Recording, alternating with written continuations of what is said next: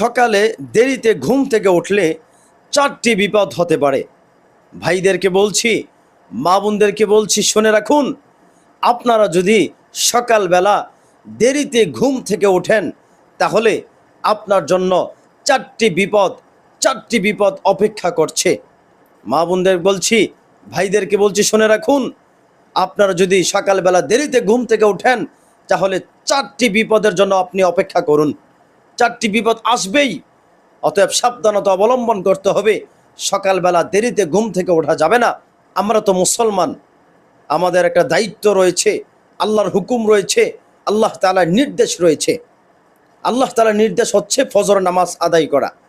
এখন আমরা মুসলমান যারা আছি তারা সকালবেলা ঘুম থেকে দেরিতে ওঠা, এটা তো প্রশ্নই আসে না। ভাই আমার, মা বোনদেরকে বলছি, আমরা যারা মুসলমান আছি, আমরা যারা আল্লাহ তাআলার বান্দা রয়েছি, আল্লাহ তাআলার গোলাম রয়েছি, আল্লাহ তাআলার দাসত্ব যারা অর্জন করি, আমরা দাসত্ব করি, যারা আল্লাহ তাআলার গোলামি করি, আমরা মুসলমান তো সকালবেলা দেরিতে ঘুম থেকে ওঠা এটা প্রশ্নই আসে না।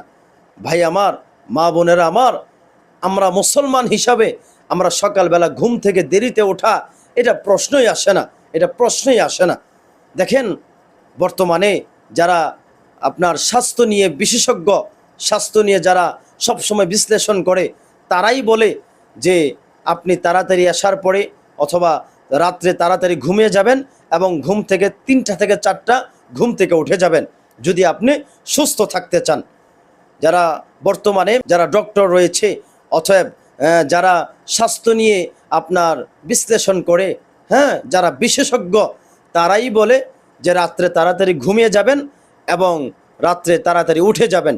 3টা থেকে 4টার মধ্যে উঠে যাবেন, ফজর নামাজ পড়বেন, তাহাজ্জুদ নামাজ আদায় করবেন।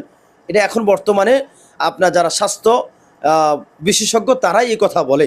তো এই কথা তো রাসূল সাল্লাল্লাহু আলাইহি সাল্লাম বছর হাজার বছর আগে এই কথা রাসূল সাল্লাল্লাহু আলাইহি সাল্লাম বলে দিয়েছেন আমাদের জন্য। এশার পরে ঘুমিয়ে যাবেন আর তাড়াতাড়ি তাহাজ্জুদের সময় ঘুম থেকে উঠে যাবেন। এটা তো রাসূল সাল্লাল্লাহু আলাইহি সাল্লাম আমাদেরকে বলেই দিয়েছেন। কথা বুঝছেন? অতএব ভাই আমার, আমরা মুসলমান, আমরা ঘুম থেকে দেরিতে ওঠা প্রশ্নই আসে না। কথা বুঝছেন? যারা ঘুম থেকে দেরিতে উঠবে, ফজর নামাজ পড়বে না, তারা জাহান্নামী। কারণ একজন মুসলমান, একজন বেঈমানের মধ্যে পার্থক্য হচ্ছে নামাজ। এখন আমরা নামাজ না পড়ে, ফজর নামাজ না পড়ে আমরা কিভাবে ঘুমিয়ে থাকি, সকালবেলা কিভাবে আমরা 10টা থেকে 12টার সময় ঘুম থেকে উঠি, এটা মুসলমানদের জন্য প্রশ্নই ওঠে না। কথা বুঝছেন ভাই আমার? তো শুনে রাখুন, দুনিয়াতে 4টি বিপদ হবে। আখিরাত তো যদি ফজর নামাজ না পড়ে যদি ঘুমিয়ে থাকেন তাহলে আখিরাতে শাস্তি তো অবশ্যই আছে। এগুলা বিষয় এখন নয়, এখন বলতেছিলাম ঘুম থেকে সকালবেলা দেরিতে উঠলে দুনিয়াতে 4টি বিপদ হবে। তার মধ্যে শুনে রাখুন, 1 নম্বর হচ্ছে ওই ব্যক্তি কথায় কথায় রেগে যাবে, কথায় কথায় রাগ দেখাবে।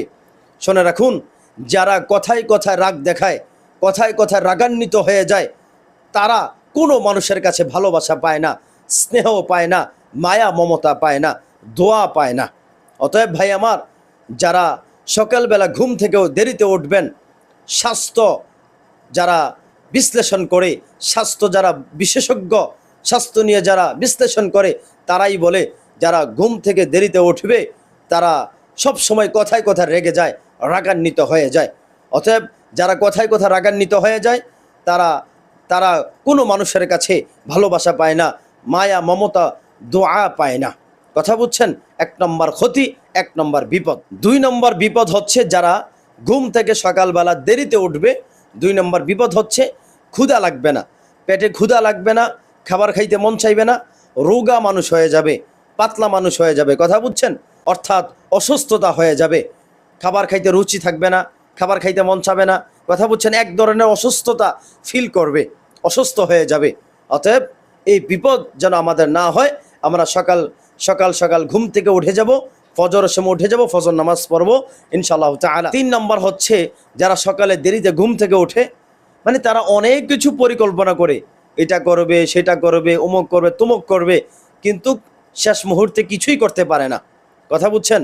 যারা সকালবেলা ঘুম থেকে দেরিতে উঠে তারা অনেক কিছু পরিকল্পনা করে, এটা করবে, সেটা করবে, অমুক করবে, তমুক করবে, কিন্তু শেষ মুহূর্তে কিছুই করতে পারে না। এটা এক ধরনের বিপদ, এক ধরনের ক্ষতি। 4 নম্বর বিপদ হচ্ছে যারা সকালবেলা দেরিতে ঘুম থেকে উঠবে, 4 নম্বর বিপদ হচ্ছে মানে সব সময় দিন রাত ভর তার শরীরে অলসতা ভর করবে। কথা বুঝছেন? সবসময় অলসতা লাগবে, অলসতা লাগবে, কোনো কাজকর্মে মন বসবে না, কোনো কাজকর্মে মন বসবে না, সবসময় অলসতা থাকবে শরীরের মধ্যে। কথা বুঝছেন? অতএব দুনিয়াতে 4টি ক্ষতি, 4টি বিপদ যদি হয়, তাহলে আপনি আমার জন্য চলা মুশকিল হয়ে যাবে, চলা কষ্টকর হয়ে যাবে।